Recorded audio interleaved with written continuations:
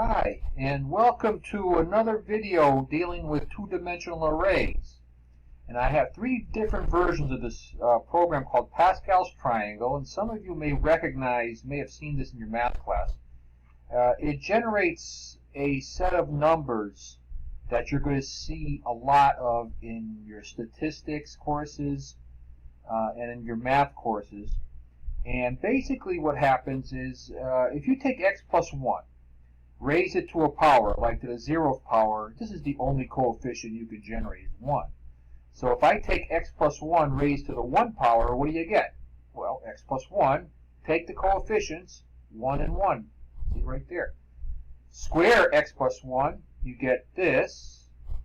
Get the coefficients, you get 1, 2, 1.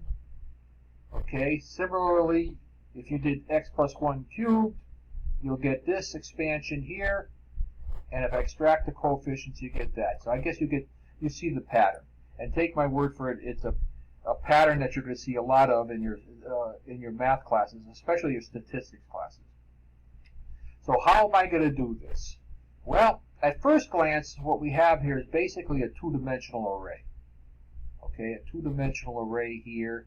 All I really care about is the bottom half. And the easiest way to generate a two-dimensional array is to say, hey, give me an array, a matrix of integers, 10 rows, and each row is itself 10 columns.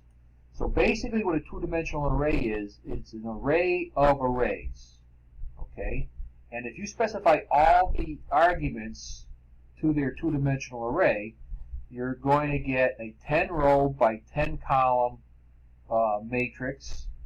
So what we're going to do is then pass that array, see, I created the array in my main program, pass that array to a generate triangle, which will generate 10 rows of these. I only showed the first 7 rows. Okay, then I'm going to take that two-dimensional array with these numbers, print out the triangle, and then you're going to see that those numbers don't look too pretty without the x's involved. So I'm going to have I generated another program or another method that says print x plus 1 expanded. Let's take a look at what I'm talking about here. Let me position everything into the window here so you can see it. Okay, whoop, I can't, whoop, I'm losing this. Okay, let me position everything here. Geez, I'm losing this. Okay, there you go. Everything's positioned inside the window now. Sorry about that. Okay, let's run this. Okay, see, the first print method just prints out the numbers. Okay, great. But this second print method is a lot cuter and nicer, where you actually get to see the x terms. And for those of you who never encountered this up arrow is universally considered the raised to a power exponential operator. Java does not have that operator. But this is what all the other languages tend to use. At any rate, how do I do it? Well, let's take a look at the pattern. How do I generate this pattern here? Well, let's skip the first two because they're not too interesting. Let's start with the row 3 here. Okay, how do I generate this 2? Well, if I go up one level, add this coefficient with this coefficient, you get the 2. That's how you generate these numbers. Take this number 10. Okay, take that number 10 in the second column of the 5th row. Go up one level to the 4th row. One above it is 6. The one before that 6 is 4. 4 plus 6 is 10. Take a look. That's the pattern. Okay, and in terms of a base case, if you will, there's no, where you have no competition, the 0th column is always 1. And the major diagonal, they call it, where the row and column indexes are the same, like this number 1 is column 0, 1, 2, 3, row 3. So if the row and column are the same, you get 1s. So that's the key to doing this problem here. Generate your triangle, you pass it the two-dimensional array that's pretty much all zeros. Go from the 0th row to the end, to the last row. So x of 10, 10 would give you a row, the final row index of 9. Remember, 0 is the first index. 0 through 9 gives you 10 rows. Okay. So make sure the 0th column and the row is got 1. So I filled out this side and this side. And then what I do is I say, hey, you start doing your computations at column 1. Okay, and if column 1, and as long as column is less than row, you're staying within this range right here. And what I'm doing is saying, hey, this particular value, this right here, row, column, go up one row, grab the item just above it and the item just before it, add them together, and that's what you get. You generate this. Okay. Basically as simple as that. Now, printing the triangle of just the numbers is really straightforward. Okay, visit every row, every column, and print out the number that's associated with row column in a field of 6 spaces. And after this just prints out the row, but you have to manually issue a carriage return here for every row. But the cool thing is this expansion where you actually see the X's here. Okay. Basically, and this will require that's an easy task. You have to think of all the options. Like if I want to see this, if you take a look at it, you don't want to print X to the 1 power, because that just doesn't look right. See, there's no power of 1 here. You don't want to print X to the 0. All right. So there's some if statements that need to be output in order to do this problem correctly.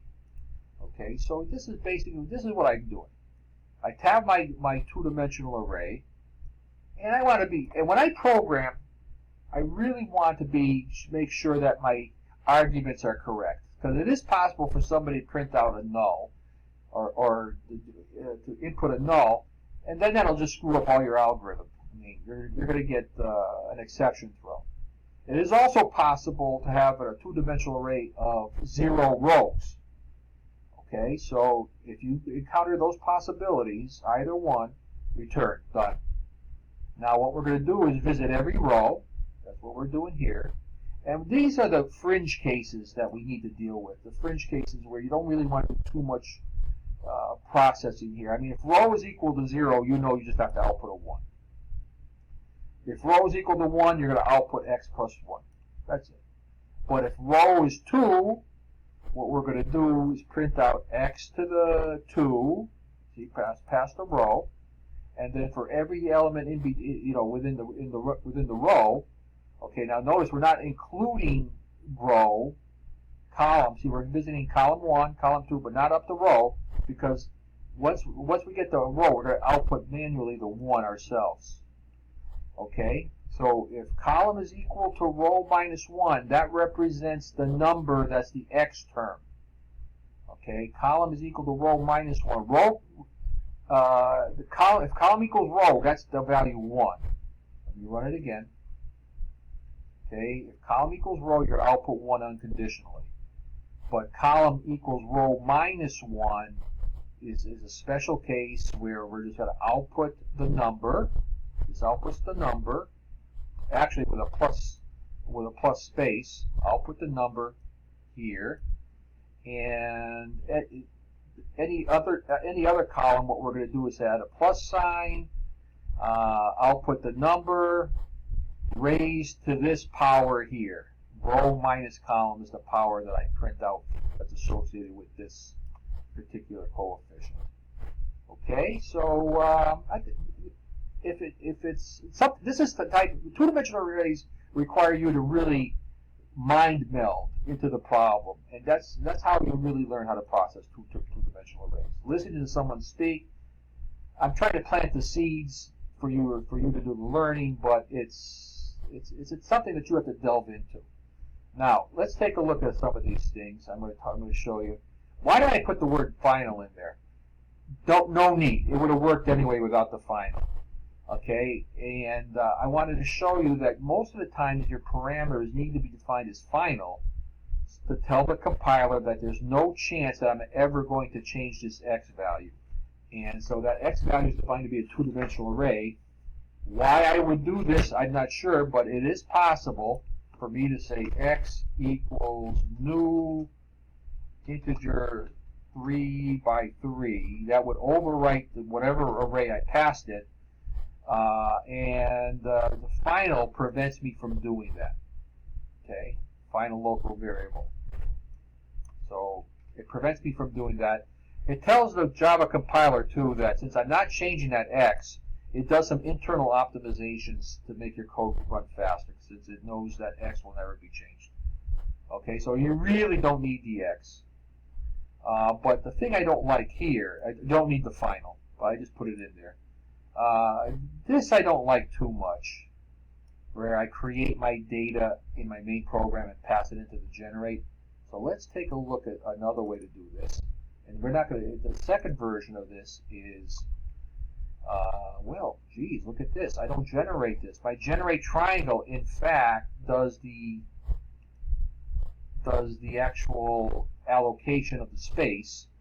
And I go through the same logic I had before, and I fill in these zeros with the appropriate coefficients and return that array. That's why that's not, this is a better version. Print triangle, same thing. So basically, you could take whatever's in version 1, put it in version 2, and if you wanted to print out the values. But that's the only difference between version 1 and version 2, where I had generate triangle return something, return the element. See, generate triangle here in the first version returns void. Whenever possible, don't return void. Have it return something. Now, what happens is when I create this array, I'm going to create 10 rows of 10 columns with all zeros. And this logic here will fill in the zeros with the appropriate numbers. Now, you're going to say to yourself, well, geez, if I did 100 by 100, basically almost half those numbers are zeros, and that's a waste of space. See, we're never touching these numbers up here. In the upper triangular part, you're never touching those numbers. So there's a way for us in Java to generate an array that only holds the numbers that we need, and that's the third version. In the third version, it's possible inside my structure, I called it init structure. In fact, I'm not sure why I split this in different spots here. Why don't we just do this? It looks better too. Init structure is going to return a two-dimensional array, but there's nothing that says that every element of the two-dimensional array has to have the same length. A two-dimensional array is an array of arrays. This thing is an array of arrays. It just so happens that this is the index. This is the array. The zeroth index that comes out of this init structure is going to be an array of one element. Okay. The next row is going to be an array of two elements. Index 2 will be an array of 3 elements. We can create that array. Okay, and in fact, you're not generating a bunch of zeros that you're never going to use up here. This is called a jagged array. Okay, where if you don't explicitly put down numbers for your two-dimensional, like here, if this was 34 or something, when you specify the size of each dimension, you have a rectangular array. If you don't specify, like right over here, this is how I'm creating this structure. Two-dimensional array. I'm creating an array of size values. See, I passed it 10. Size is 10.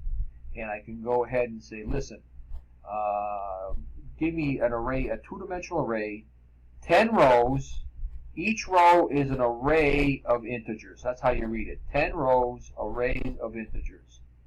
Then we have to allocate manually. We have to manually allocate the space for those arrays. Right now, all you've got is an array of 10 elements that can hold themselves an array. We need to create the individual arrays.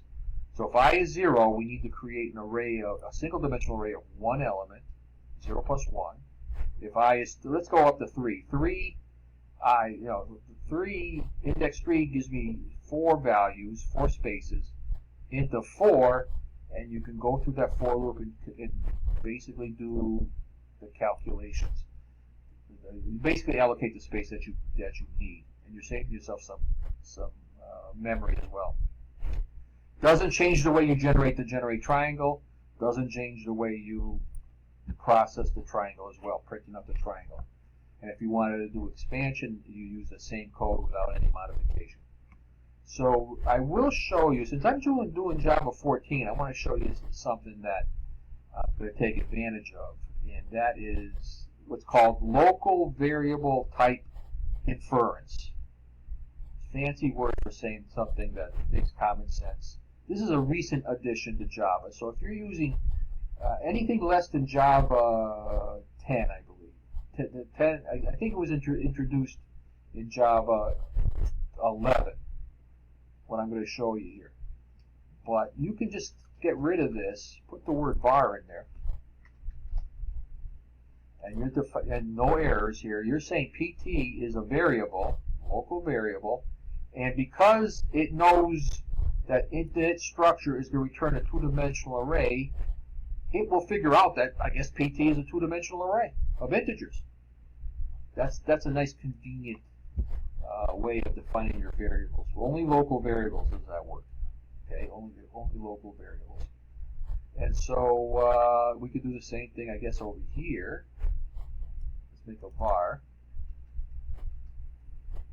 and make this like so, right? And same deal. If you want to do some defensive programming, size should never change. I'm going to make that final. Now this is not something that's Java 14. This is always the way Java has. You can always do this. Okay, do this as well. Final. That makes some nice optimized code. So just to prove that it works and runs, I'm going to run it, and you get the coefficients the same way. Okay, so I guess we'll see you in the next video. Take care. Bye.